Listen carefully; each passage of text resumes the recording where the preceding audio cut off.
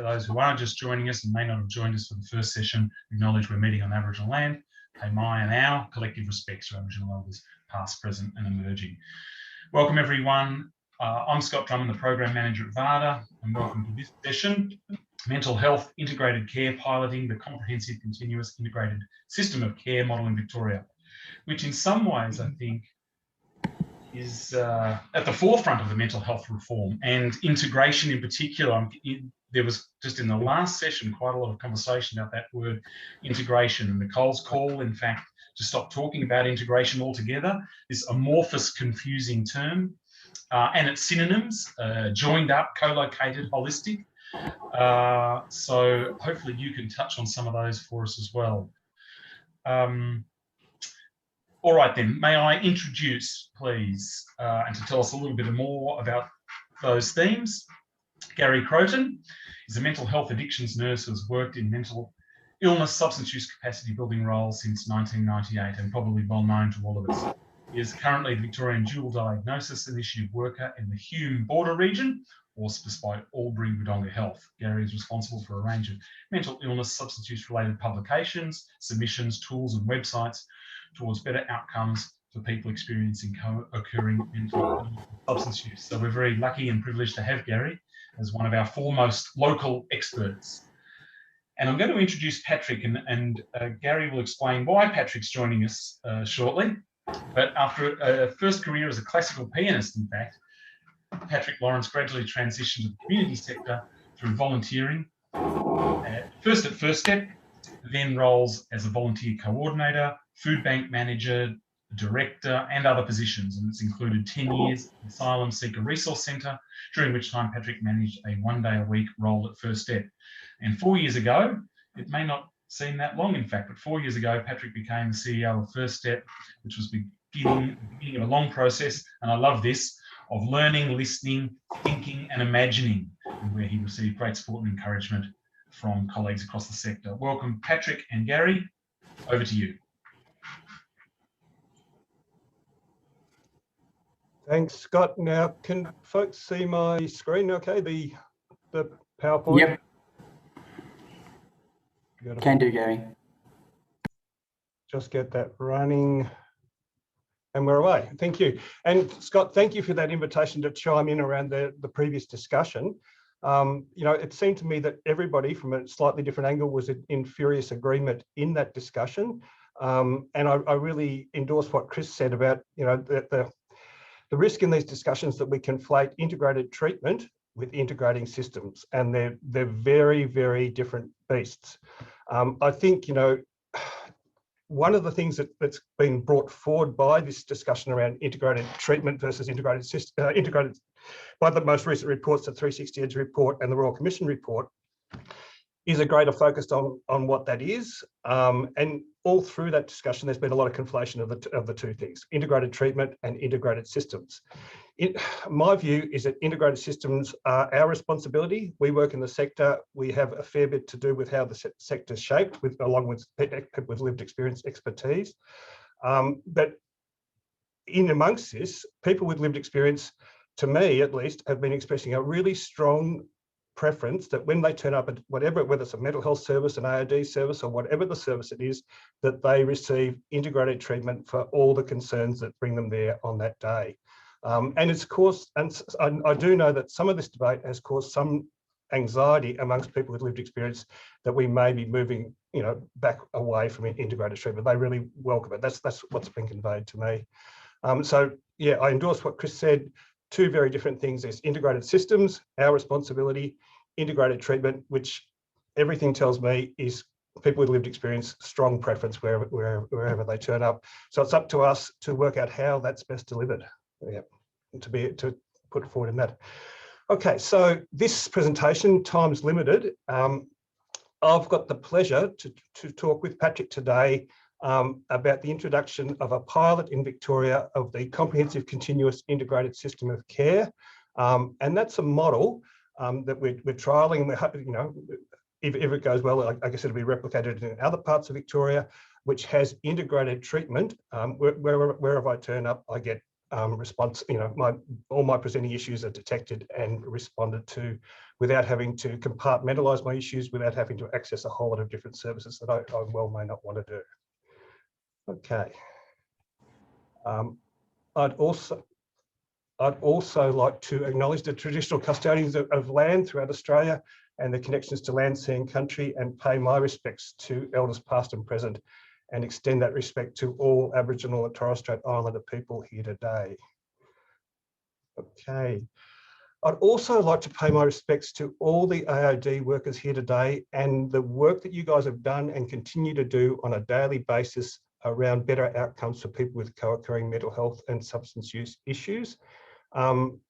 We've been on this journey in Victoria right back since 1993. There's been a huge amount of effort put in by workers in the mental health system, in the drug and alcohol system, at policy and planning levels, at lived experience expertise. Right at the heart, has been a vision that we can get more effective systems in responding to people with both mental health and substance use issues. And I always like, I've got a commitment to start all these sessions with a reflection on just why that is. And sorry, I've got to leave dual diagnosis behind. We're now mental illness and substance use and addiction. It's the mental illness substance use trifecta prevalence, and I'd invite all the experienced AOD workers in the room to put their estimate of the prevalence of people that they see who have co-occurring mental health issues and concerns in the chat. The large amount of harms that we know are strongly associated with having both issues together. And the really exciting thing, and why this discussion is here today, is the huge potential for better outcomes if we can provide integrated responses to people with both issues. So all that work has happened. Are we there yet in Victoria? Unfortunately, my take is we're not at all there yet.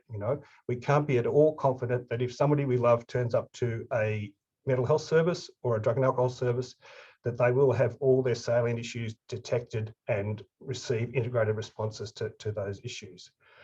So we've had, for very good reasons, the Royal Commission into Victoria's mental health system, and today we're really focusing on, and we've heard some great stuff from Melissa, from all the speakers this morning, about the integrated approach to treatment, care and support for people with both mental illness and substance use envisaged by the Royal Commissioners.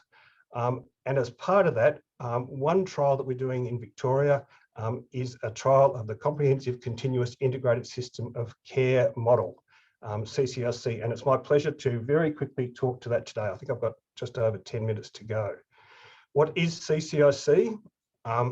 It's an approach for transforming drug and alcohol and mental health and other systems by building a systemic, customer-oriented quality management culture and process. It's been developed over the last 15 years by Drs. Ken Minkoff and Chris Klein in the USA, and I know many people here are familiar with Ken and Chris's work. I'm looking at you, Mark, in Wodonga. There's lots and lots of people who've had lots of experience with Ken and Chris and the impact that their work has had on all those developments in Victoria, running right back to about 2003. What is it? It's a vision-driven system. It's got a vision right at the heart, which is all about integrated responses to multiple co-occurring issues.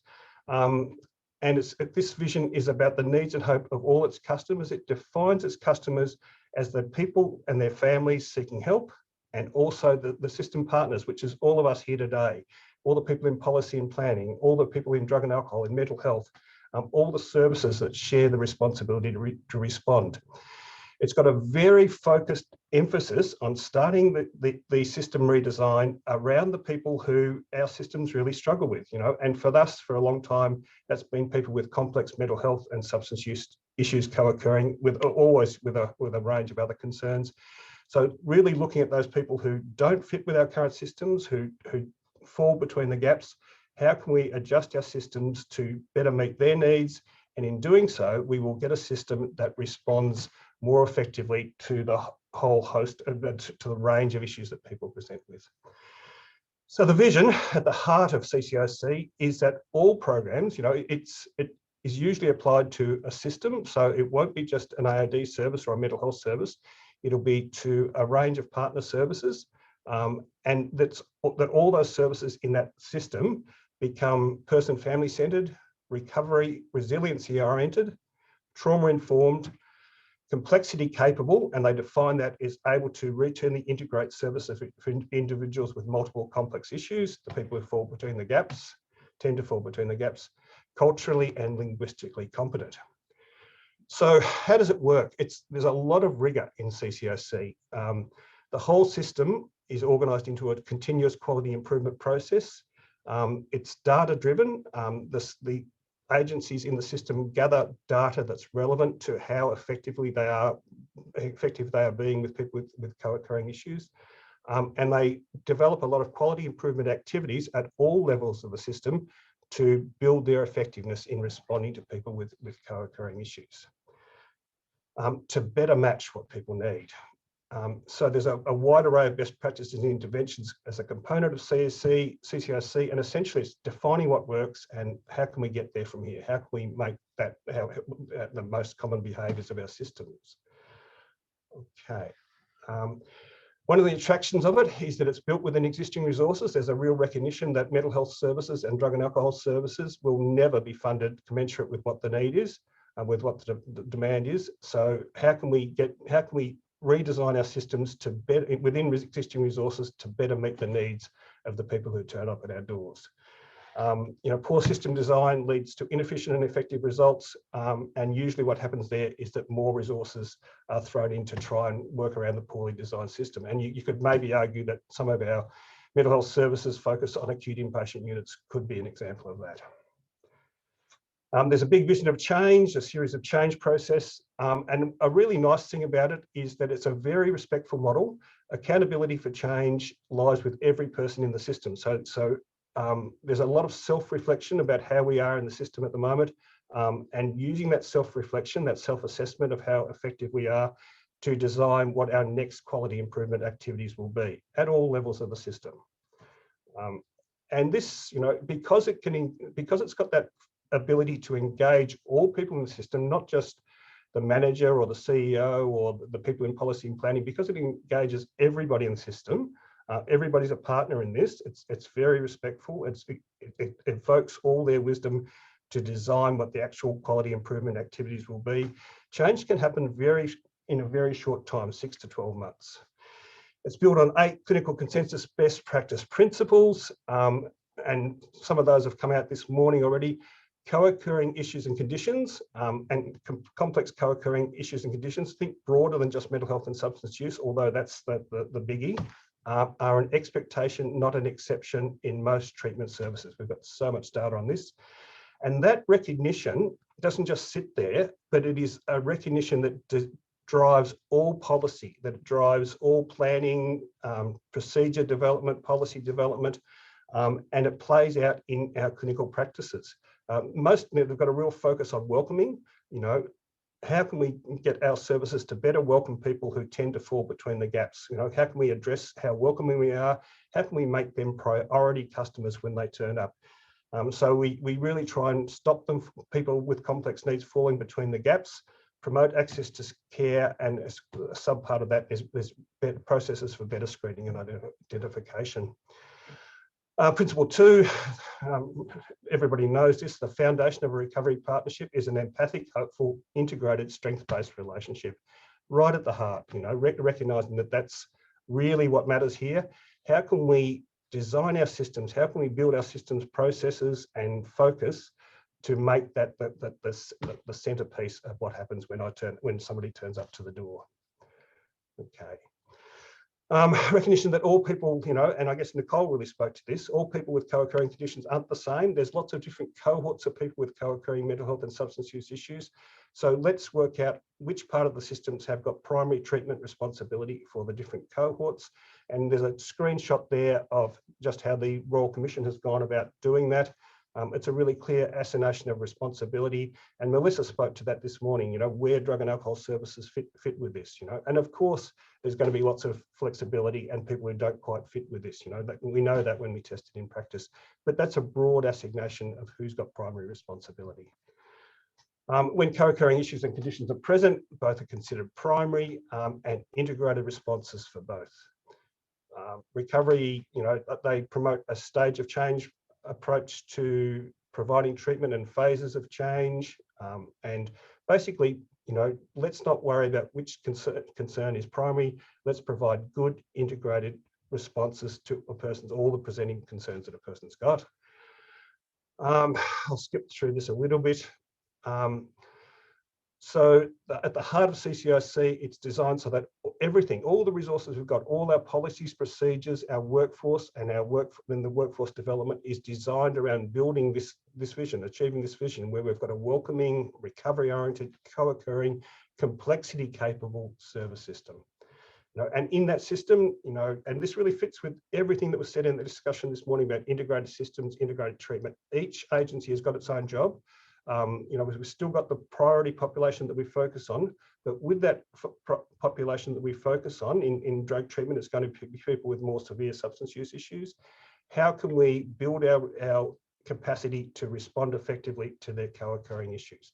What can we do there to make it a more effective response? Okay.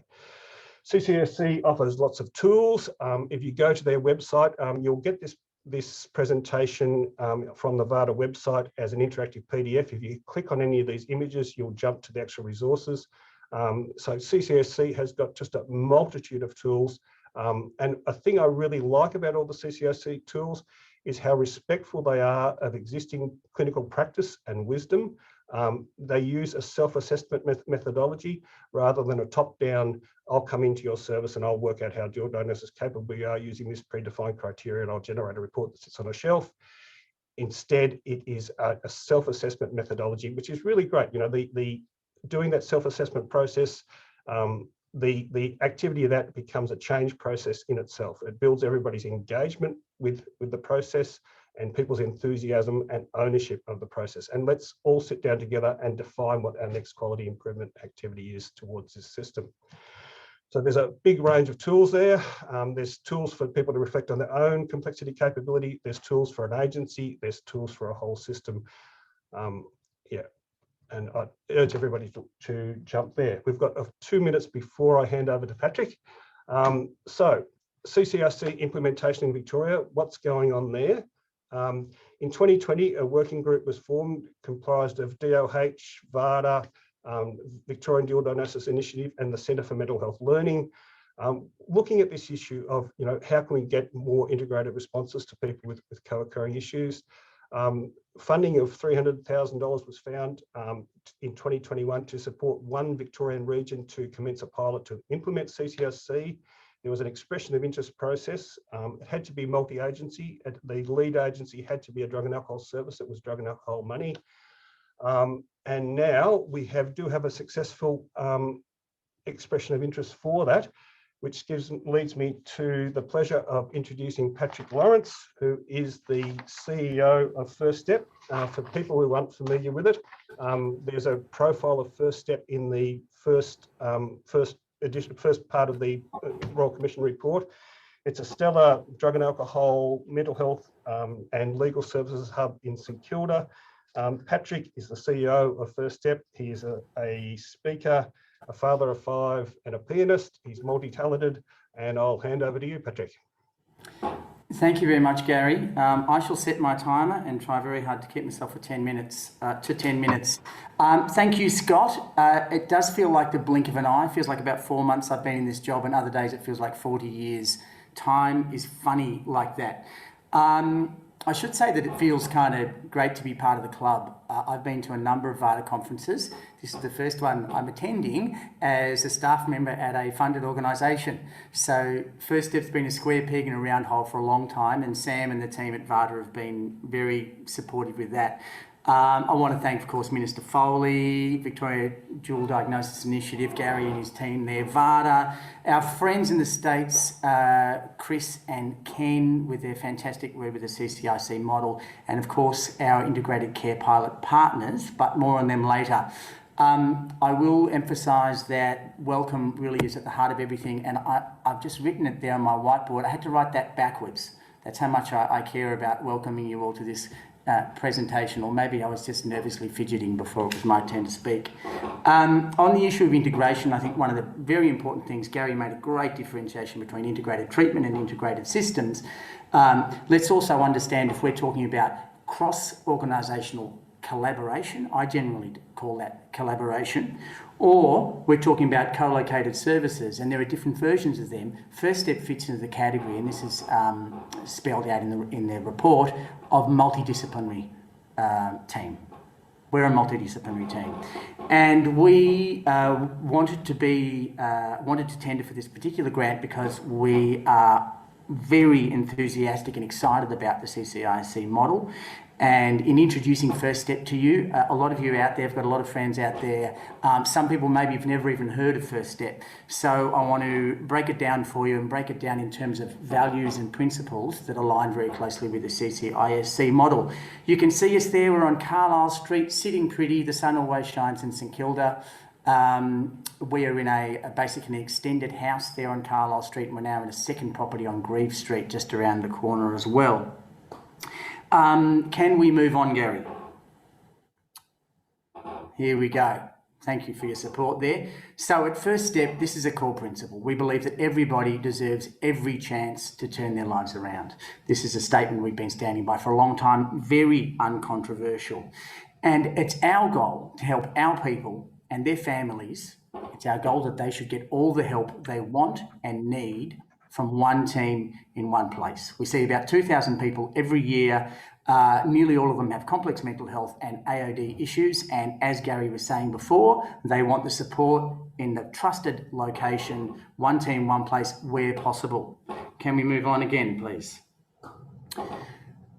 So we sometimes break down the work that we do into 6 critical support areas. Mental health, this will give you an idea of what we do at First Step. So we have mental health nurses, we have psychologists, we have an addiction psychiatrist through partnership with the wonderful Alfred.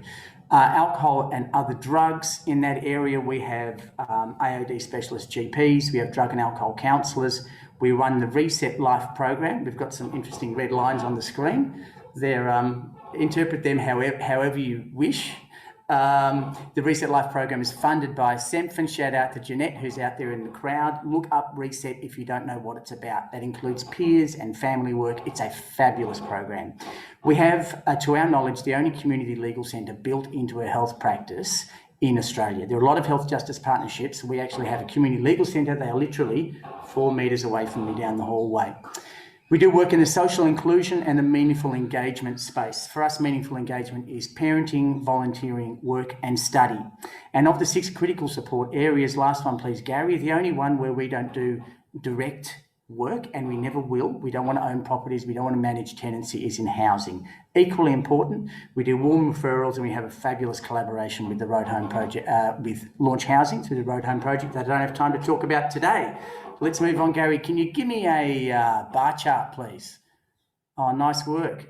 Can you move those bubbles over for me? Gary, you're good at this. That's fantastic. Wow. Yeah, all of them. Come on, keep going. Look at him, he's breaking a sweat. Super. Okay, so we don't grade our clients on a score of 0 to 10 on the different critical areas. This is a theoretical, hypothetical representation of a client. It is, however, highly realistic that when someone walks through the front door of First Step, they may have support needs in all 6 areas. So an individual, we'll go through this very, very quickly. I've already listed the kind of professionals we have. Click the button one more time, Gary. And as soon as people interact with us, often they find a great spirit of welcome, and their sense of social inclusion improves already. We'll then likely get them in front of a mental health nurse. Psychology might come later. Again, mental health will improve. Through a GP, they might be involved in opiate substitution therapy. That's great in terms of their ability to trust their own behaviours, engage more with members of the community, volunteering, friendship groups. This is great for social inclusion. This is great for mental health. We might find out that they have a court case in 2 months and that they're likely to go to prison. If we can turn that around, their legal security greatly increases. Then we can think about long-term things like getting out of emergency housing into more secure long-term private rental. We call this, one more click, Gary, incremental whole-of-life improvements. To us, it is self-evident that when we have the option to do this, that this works. And what we find is that our clients, I'll let these things come up on the screen, our clients don't need moments of improvement. What they need is long-term consolidation of improvements. And when we can coordinate in the way that we've outlined with a hypothetical theoretical client, that's what we get. We get each of the improvements, one leading to the other. We know it's not linear. We know there are backward steps, but really it's your best chance of having long-term success. And that coordination happens, the best coordination happens when people work side by side with their clients and their colleagues face to face. That plus welcome and compassion, these are the first steps. Pun intended. Gary, let's move on. I don't even know what's next. I'm excited to find out. Fabulous partners. So we are super excited to be partnering with Star Health, the local community health organisation previously known as Inner South Community Health. Alfred Health, we still don't know exactly what part of the Alfred we're going to work with because it's a big project and that's a big organisation. Access Health is the Salvos up on Grey Street. Most of you probably know about them, doing work with a lot of vulnerable people. Nguala Wollongong, local Indigenous drug and alcohol service. Task Force do fabulous work in the AOD space with adults, but also particularly famous for their work with youth. Windana Drug and Alcohol Recovery, probably everyone knows about their detox and withdrawal unit and therapeutic community. Southeast Melbourne Primary Health Network, very excited to have Sempfin involved. They don't do direct service delivery, but they are absolutely crucial to the success of the reform agenda that we find ourselves in. Irma 365 are very focused on complex mental health, do a lot of work in the NDIS space. Launch Housing, okay, so this is really important. We looked at the 6 critical areas of support. We must work well with the housing sector. We have an existing partnership, very excited to extend that with Launch and Berry Street. Berry Street work with children in out-of-home care. Now, it's overly ambitious to say that we're trying to close the loop, but hands up if some of your clients grew up in out-of-home care. I can't even see you all, but come on, just do it just for fun, okay. Hands up if you think maybe 20, 30, maybe 40% of your clients grew up in out-of-home care. Okay, super, super, super crucial that we do that work. Thank you. Next page. I am beyond excited to be working with those 10 excellent organisations. Now, we are in a period of extraordinary opportunity. We're all agreed about that. And reform is absolutely essential. And the disruption approach that Nicole Lee referred to is what we're taking here. So get your inspiration where you can. No person is an island complete in itself. Every one of us is a piece of a continent, a part of the main. Any person's death diminishes me because I'm involved in humanity. I've just read Barry Jones's fabulous new book. Barry Jones says, it won't be easy. It will be exhausting. It won't be comfortable. We may lose some friends, but it must be done. And he's talking about improving society generally. Bring him up. Can we have a vision of a society that incorporates the achievements of modern civilization, but at the same time still honours the essence of human nature? Gabor Mate wants to know. And if we find ourselves running short on compassion, Gabor tells us, don't ask why the addiction, ask why the pain. Who else did we pop up there, Gary? Average life expectancy, the ultimate measure of civilization, depends on preserving, whatever the cost, that which would be infinite loss. That's a 200-year-old sentiment. Scott and Julia, I'm just about to wrap up. Doctors Minkoff and Klein, people recover in the context of relationships. It's not just about the professions you have supporting you, it's about those individuals. That is every single one of you, and every single one of your colleagues are absolutely central to this process. And last of all, people get ready. The fare is cheap and all can go. The rich and poor are there. No second class aboard the train, no difference in the fare. Get on board. I'm done. Can I just throw in one quick word Sure. to finish too? We know that pilots are fantastic, they're great, but unless there's really robust dissemination strategies, they don't influence the broader system. We're looking to robust dissemination strategies with this. Patrick is doing newsletters. There's going to be a whole heap of opportunities to get involved, to keep across it, to look at what can we grab from this that is useful for our own system. So please stay tuned for that and get involved, ask questions. You're very welcome. I'm going to put my email up on the chat right now, and anyone can contact me, and please do, about the program.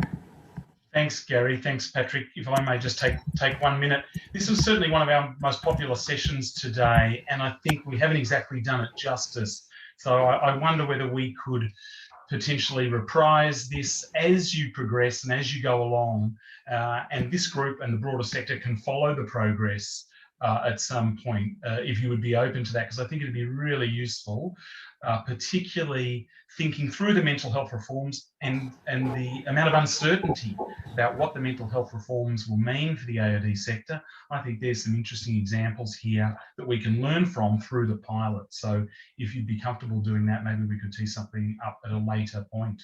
Only too happy, Scott. Thanks, Patrick. Thanks, Gary. And I just want to acknowledge that we have had to compress this program today, which has compromised things in a little way from a full face-to-face day forum, which we were really disappointed about. But nonetheless, I hope that gives you a taste for some of Gary and Patrick's work. I love some of the thoughts and the philosophies that underpin the CCISC. And some of the thoughts and philosophies that you've both offered. I'm picking up on terms like respectful, accountability, absolute shared responsibility. It's really nice to hear and inspiring too. Thank you, everyone.